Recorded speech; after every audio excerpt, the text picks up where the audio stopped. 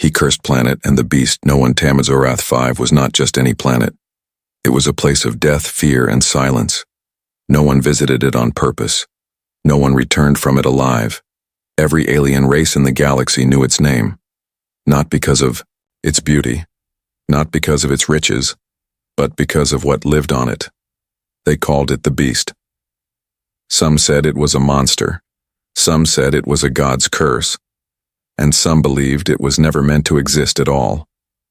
The only truth was this. No one who met the beast lived to speak about it. Zorath 5 had sharp black mountains and glowing rivers of poison. The sky was dark green, filled with storms that never ended. But even worse than the storms was the sound. A deep roar, shaking through the rocks, louder than any thunder.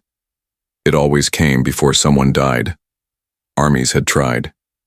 They sent soldiers, in armor, hunters with smart weapons, champions with medals, all of them proud, all of them sure they would win. None of them came back. The beast was huge, over 20 feet tall. Its body looked like a mix of lizard and wolf, covered in silver-black scales that could stop bullets. It had 6 glowing eyes and long horns like blades. Its claws could tear ships open, and its mind was cold and cruel. Galactic leaders decided, long ago, leave it alone. Use Zorath 5 as a prison. They dropped criminals there to vanish. They warned others never to go close. But one day a human ship flew too near. The ship was small, just a scouting vessel with a few crew members. It was not supposed to land. But something went wrong. Engines failed. Alarms screamed. And in a flash of fire, the ship fell through the storm clouds. It crashed hard into the rocky ground. Metal bent. Fires burst. One by one, the crew died. Except one. His name was Ellis. He was not a soldier, not a hero, just a human mechanic, someone who fixed engines, cleaned wires, and carried spare parts. Ellis woke up alone with blood on his face and smoke all around. The radio was dead. The air was thin, and the sky above growled with thunder. He limped from the wreck, holding his side. Pain stabbed through his ribs, but he kept walking. He did not know where to go. He only knew one thing. Something was watching him. The ground shook. Birds flew away, and in the distance a shadow moved between the rocks. Ellis had never seen it, but deep inside he knew. The beast had come. He found a cave and crawled inside. Days passed. He ate old food from the ship's bags. He drank water from filtered packs. And at night he listened to the howling outside. It was close, always close. Then one night he made a decision. I'm going to die here anyway, he said to himself. I'd rather face it than starve hiding in a hole. So the next morning, Ellis stood up, took a deep breath, and walked into the storm. He followed the trail of broken rocks, smashed trees, and burned ground, the marks of the beast. His hands shook. His legs were weak. But he kept going. And then, on top of a hill, he saw it. The beast stood like a mountain, its eyes glowing in the green fog. Its claws sank into the earth. Its body pulsed with quiet power. It saw him. Ellis froze.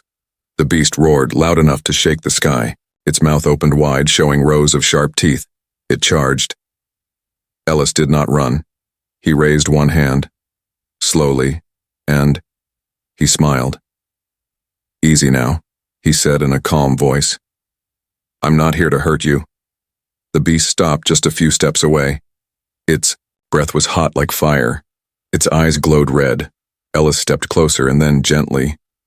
He reached out his hand and touched its snout. The beast didn't move. It didn't bite. It blinked. And for the first time in history, the beast let someone live. He touched the beast. And it didn't kill him. Ellis stood in front of the beast, his finger still resting on its snout. The world around him had gone quiet. Even the storm above had paused, as if the sky itself was watching. The beast's breath rumbled through its chest, but it didn't move. It didn't growl. It didn't strike. He slowly pulled his hand back. Thank you, he whispered. No one had ever said that to the creature before, not in all the years it had lived on this cursed planet. No one had spoken gently. No one had smiled. It didn't understand the words, but something inside it changed. Ellis took a step back, expecting the beast to vanish into the fog, to disappear like a wild animal. Instead, it followed him. Its giant paws crushed the ground softly behind him as he walked, not hunting him, not chasing him, just following. Ellis didn't know what to do. He limped back to the crashed ship, looking over his shoulder every few seconds. The beast never came too close, but it stayed near. It sat outside his cave when he rested. It circled the wreckage as he searched for parts. It even growled lowly when other smaller predators came near, warning them away. Ellis tried to fix the radio, tried to get a signal out. Nothing worked. But that didn't scare him as much anymore. Because now he wasn't alone. He started talking to the beast like it was a friend. "You've got 6 eyes. That's kind of creepy, you know," he'd say while working. "But I guess they help you see through all this fog." The beast would tilt its head, blinking.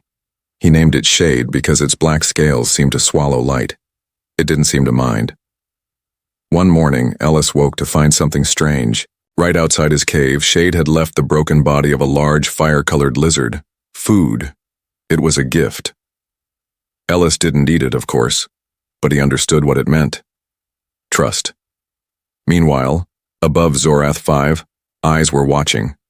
Hidden satellites had picked up the humans' ship crash weeks ago. They sent no rescue. To them, the planet was a death sentence. But now those same satellites caught something impossible. Live footage of a human and the beast. Together. The images spread fast. Across the galactic networks, leaders stared in silence at the screen. The human wasn't in chains, wasn't bleeding, wasn't dying. He was walking beside the monster, resting while it stood guard, talking to it like a pet. "This is not possible," growled General Rovak of the Thurnak Empire. "That beast has killed hundreds. What trick is this?" Others were afraid. If humans can control such creatures, they are more dangerous than we believed. Rumors flew like fire. Some believed it was fake. Others whispered that humans had found a way to control ancient monsters. Some demanded war. Others urged caution. In the end, they sent a team, 5 elite alien warriors, trained, armed, and silent. Their mission: capture the human or kill him and the beast. They landed on the dark side of the planet, far from Ellis. But the beast knew. It lifted its head one night and growled low, sniffing the wind. Something was coming. Ellis noticed the change. Shade paced more, stayed alert. It didn't rest, didn't blink. When Ellis asked, "What is it, girl?" the beast just growled again and looked at the sky. The attack came at dawn.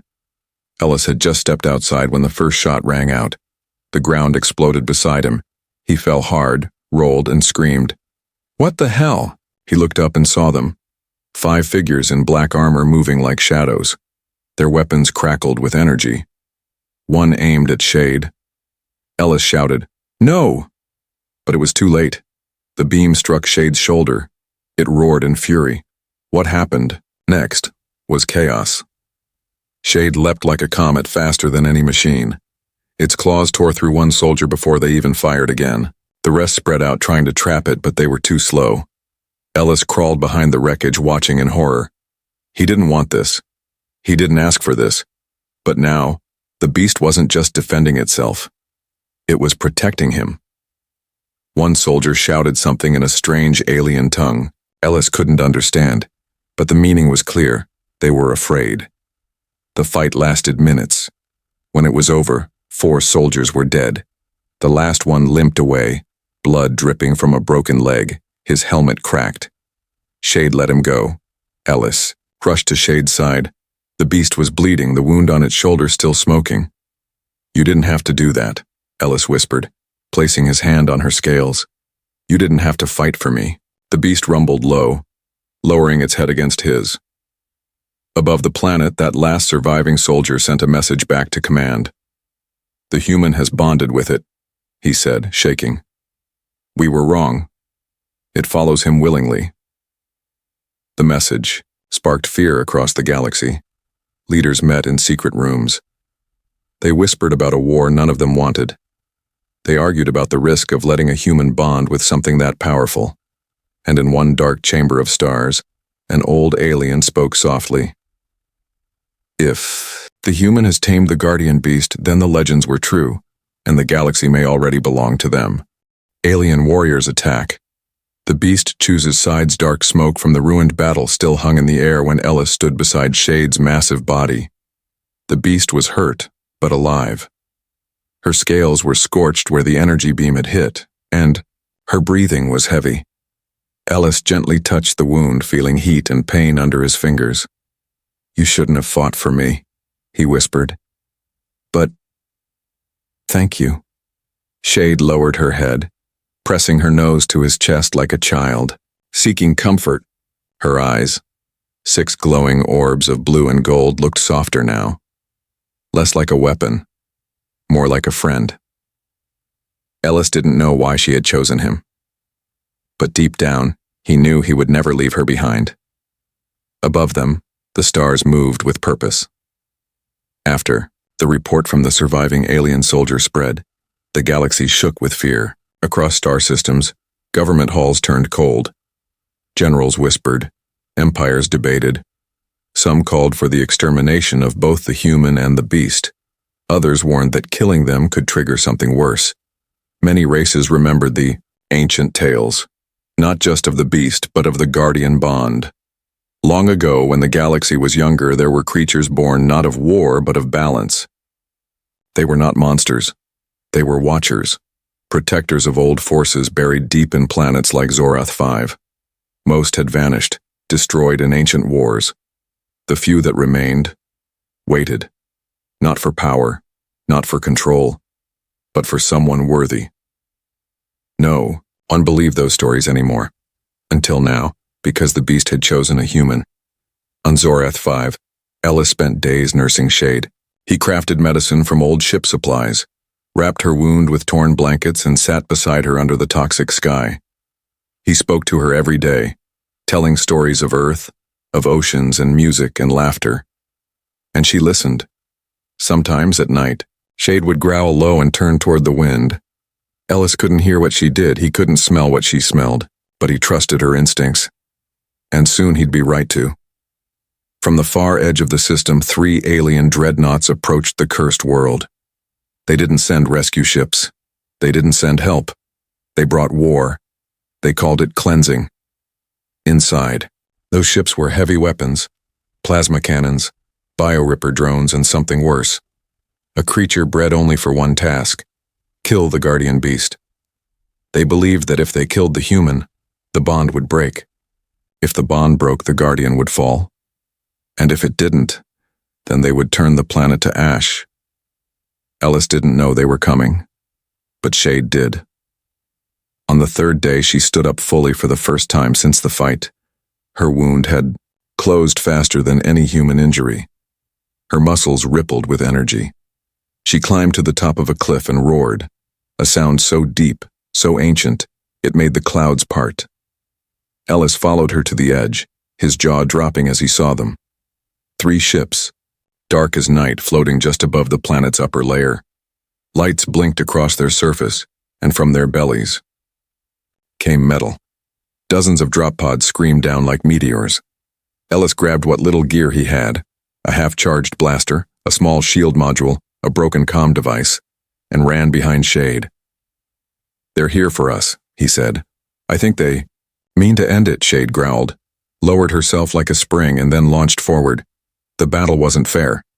It wasn't even close. The beast moved like a living shadow, tearing through drop pods before they hit the ground. Her claws ripped through alien armor like paper. Her tail smashed machines into dust. Fire and sparks lit the skies. Ellis stayed close, using his blaster when he could. But this wasn't his war. It was hers. The attackers were silent at first, but soon screams filled the air. Fear spread faster than commands. Some soldiers dropped their weapons and ran.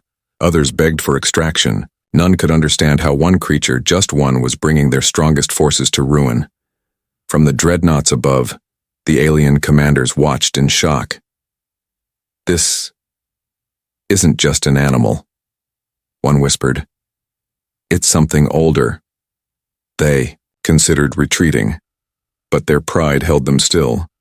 Shade stopped only when the last pod was crushed. The last drone burned. She stood in the center of a burning crater, her body soaked in smoke and blood, her eyes turned toward the sky. And she growled again. Ellis walked to her slowly, breathless. He placed a hand on her leg. "You didn't just protect yourself. You protected me. You chose." And for the first time since he arrived, he felt something strange in the air, like an energy pulsing from the ground. Shade stepped back and looked him in the eyes. Her mouth moved, and in a voice that was low, broken, and rough, she said, "One word, Ellis." His heart froze. The beast had spoken. The secret inside the beast's Mendelis didn't move. He didn't speak. The sound of his own name still echoed in his ears, whispered from a mouth that wasn't made for human words. The beast, his beast, had spoken. Not in a growl, not in a roar, but with a voice that trembled with something more than sound. Intelligence. Shade lowered her head, her glowing eyes blinking slowly. Her mouth opened again as if she wanted to say more, but all that came out was a broken, rumbling breath. She looked frustrated, trapped inside her own body, like something ancient was waking up but didn't know how to rise. Ellis stepped back and stared at her. "How do you know my name?" he asked, his voice soft. Shade made a low hum, something between a growl and a moan. Her body shifted and she pressed her head gently against his chest. Ellis understood then. She wasn't just an animal. There was something locked inside her, something that had waited a very long time. For the next 2 days he worked non-stop. He scavenged old wires from the wrecked ship, pulled memory chips from broken systems, and built a translator. Not a perfect one, but one that could scan vocal patterns and try to match them to known languages. Shade watched him the entire time, always close, always silent. He strapped the small device to her neck and stepped back. "Try again," he said. "Just try." At first, there was only static, then a crackling voice. Pain. Alone. Many years. Ellis froze. He checked the screen. The words were rough, slow, but real. Shade looked at him and spoke again, slower this time, each word coming like a heavy step through time. Left. Behind. Forgotten. Ellis knelt in front of her, his voice trembling. "Who are you?" For a long time she didn't answer. Then came the story. Not in one sentence, but in broken pieces scattered like ashes in the wind. Thousands of years ago, Shade was not called a beast. She had a name in a language that no longer existed. She had been created, not born, shaped by a long-dead race known only in whispers as the Ore. They were not conquerors. They were protectors. They built guardians to keep balance, to protect ancient forces buried beneath certain worlds. Shade had been one of them, but the Ore disappeared. Some said they died. Others said they left the galaxy. Either way, the guardians were left behind, confused, empty, abandoned. At first, Shade waited, but over time, fear replaced memory.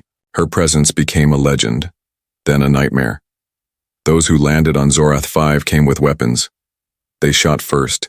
She defended herself, and slowly, she forgot what she was, forgot who she was, until Ellis. "You touched me," Shade said through the translator.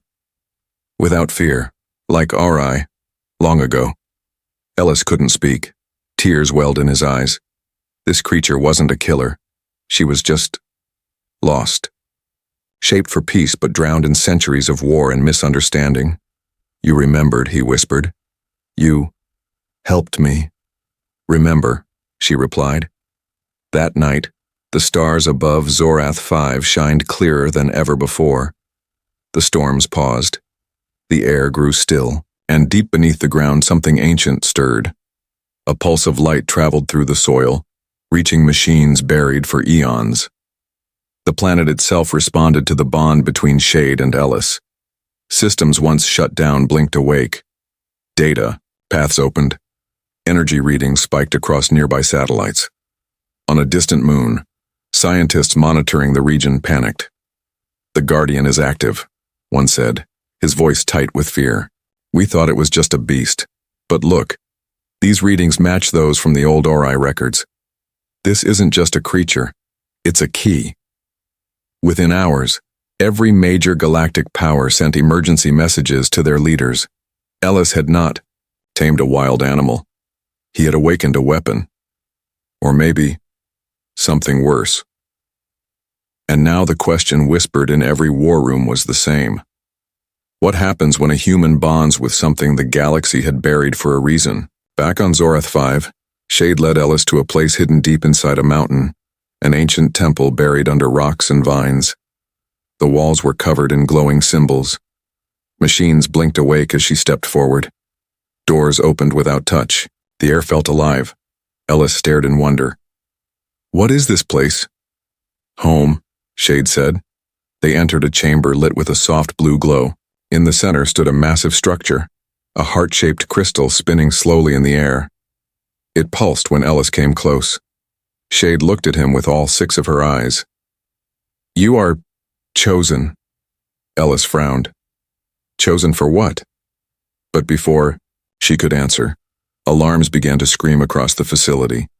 Warning lights turned red. Screens lit up with a signal. Incoming fleet. Planetary strike authorized. They weren't coming to study anymore. They were coming to kill them both. They came to kill him.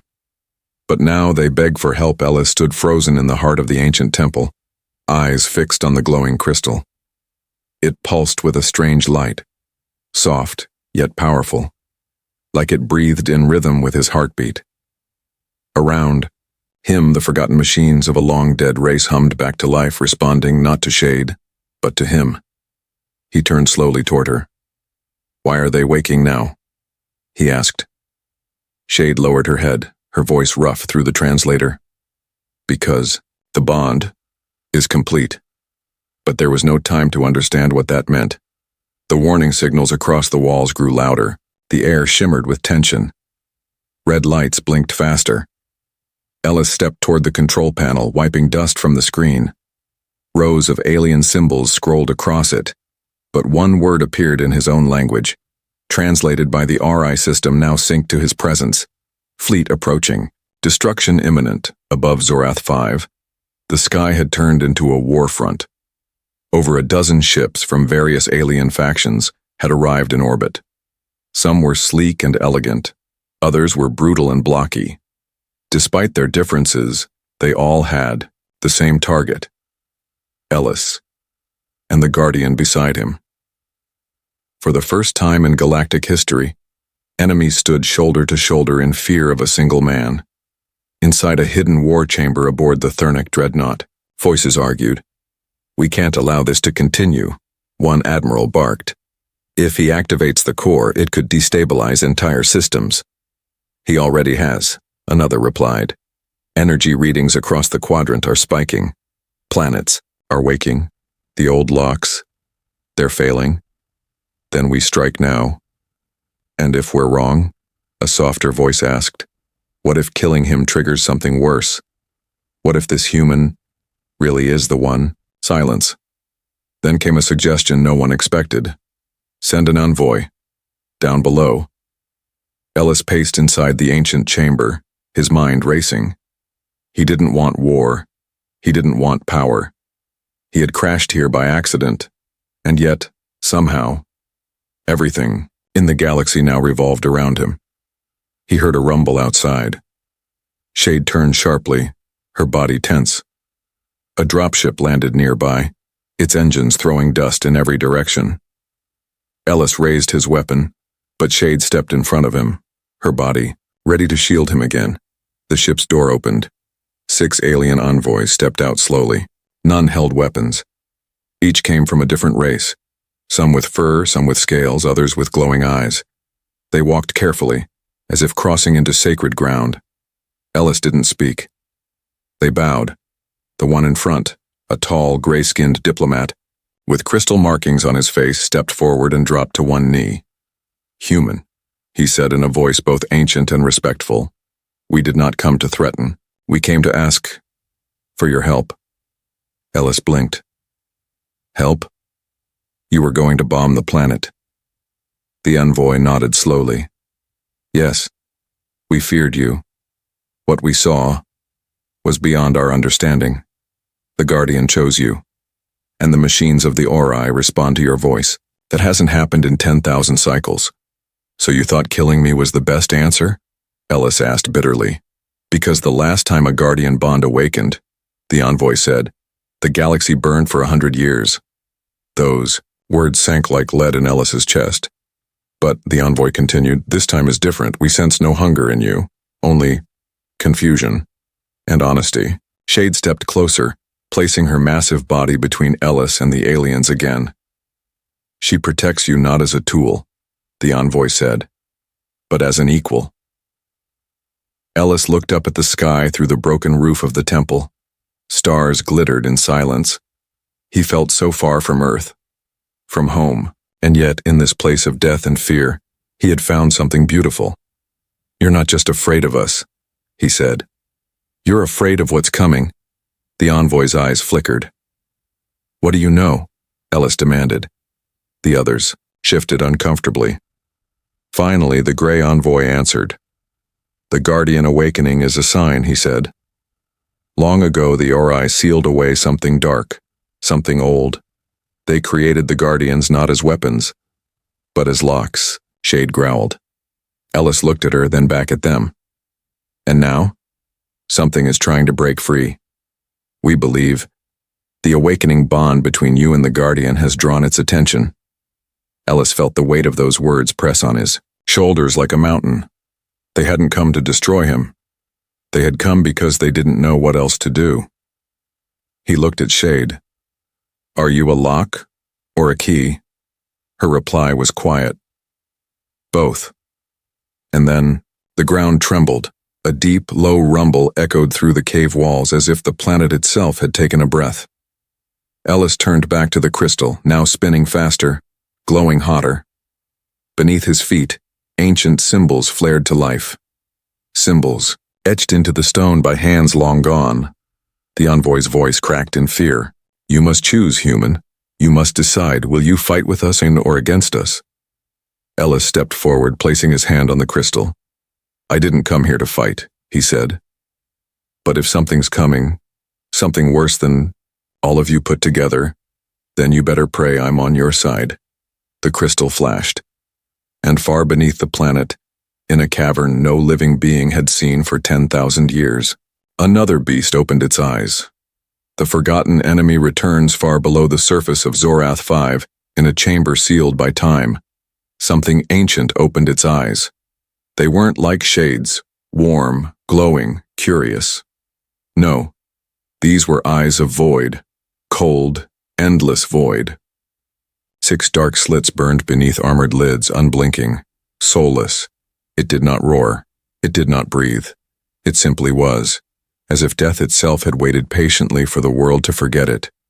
The second Guardian had awakened, but unlike Shade, it had not been touched by kindness. Back in the temple above, Ellis fell to his knees, clutching his chest. Pain shot through him like lightning. The crystal pulsed wildly beneath his hand, growing hotter. Visions filled his mind. Blinding flashes of war, broken stars, and screams in forgotten languages. He saw civilizations fall, skies torn apart, and beasts marching in the name of a master whose name had been erased. Shade pressed against him, growling softly, trying to steady him. Ellis gasped for air, sweat dripping from his face. His voice cracked. "What was that?" the gray-skinned envoy answered, his voice hollow. "You saw it. The thing that made the Ori build the Guardians. Not just a monster, but a mind." Shade's translator crackled. "They called it the Void Father, a god of hunger. It devours light, memory, and soul. Ellis wiped his face and stood up slowly. And it's waking up because of us? The alien envoy nodded. Because you completed the bond. Because the last guardian heard love instead of fear. Ellis looked down at his shaking hands. So we broke something? No, Shade said. You unlocked something. The air outside changed that day. The winds shifted direction. The sky above Zorath 5 darkened, not with storm, but with something worse. Silence. The stars vanished one by one as if swallowed whole. The moon cracked without sound. And across every alien ship in orbit, alarms screamed in languages that hadn't been heard since the First Age. They're here, a voice whispered aboard a cruiser orbiting the planet. From the dark corner of space, ships emerged. Not built, but grown. Living things with armor made of bone and shadow, moving without engines, gliding on gravity itself. No one knew how many there were, because they blended into the void like ghosts.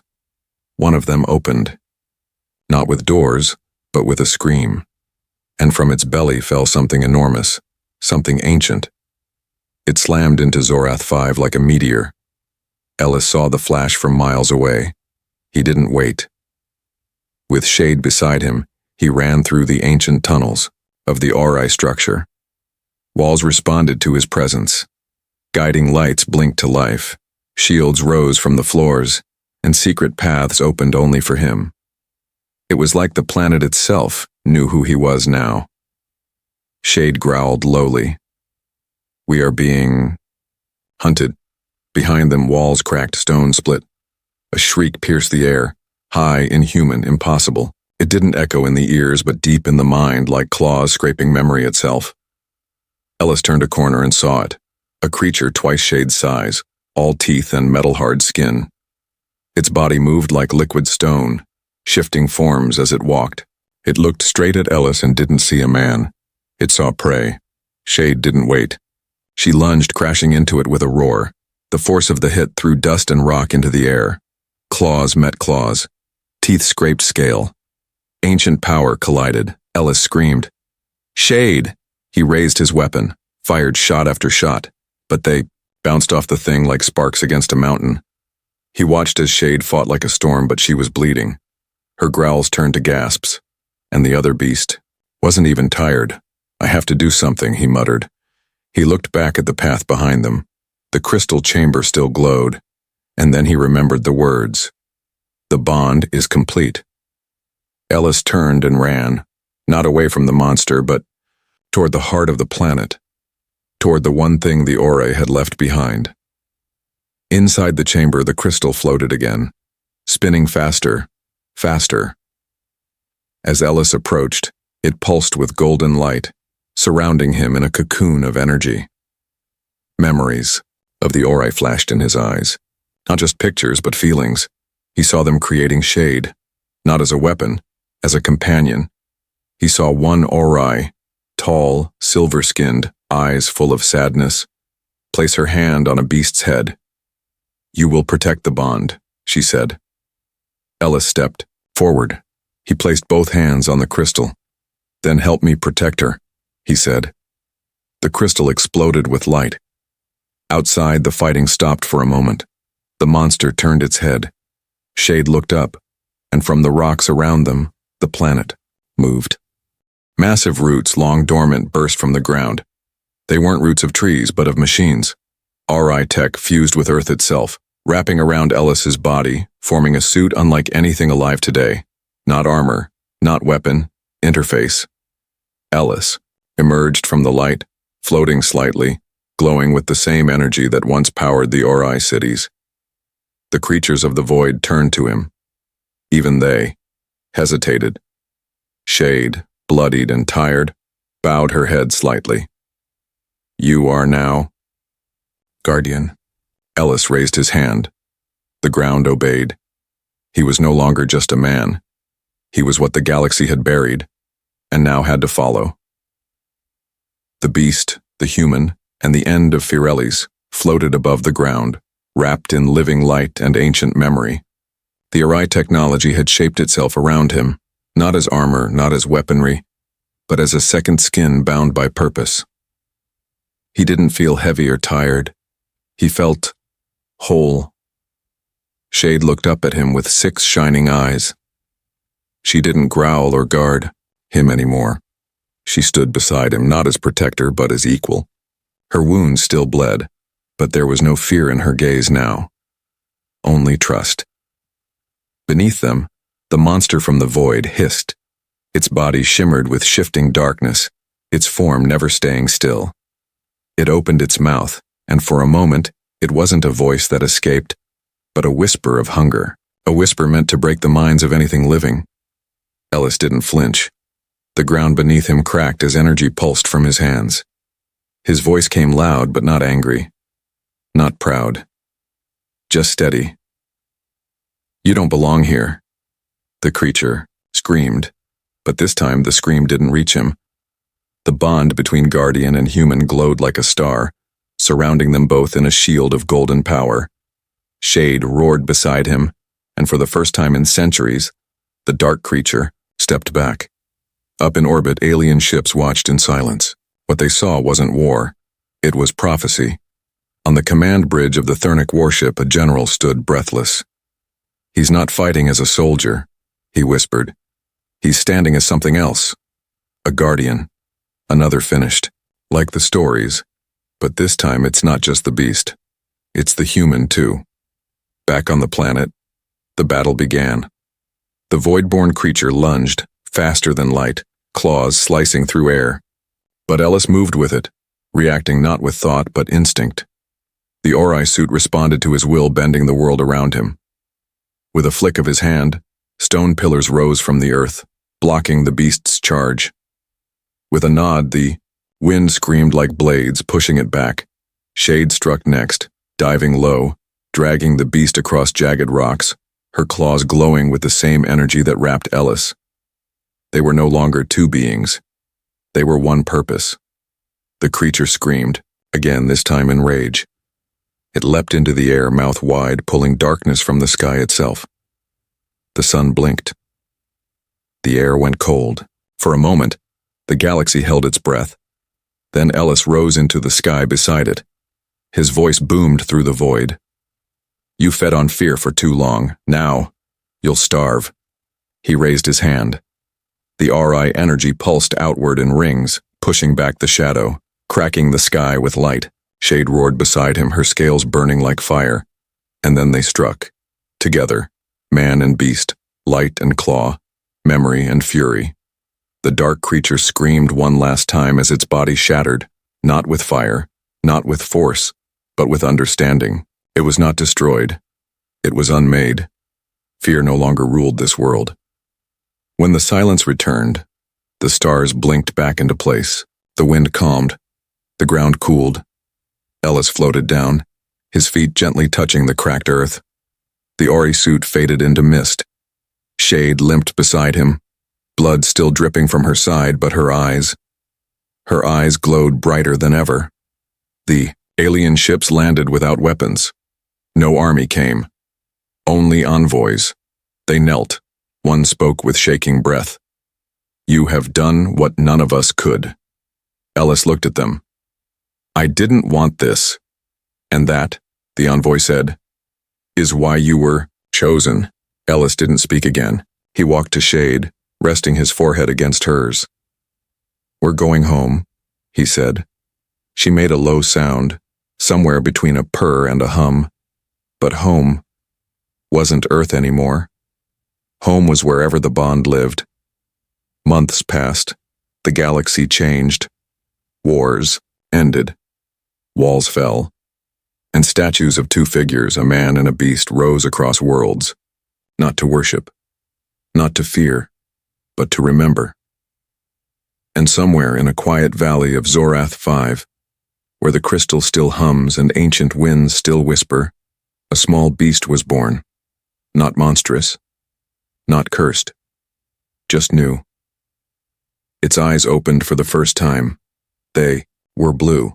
Human blue.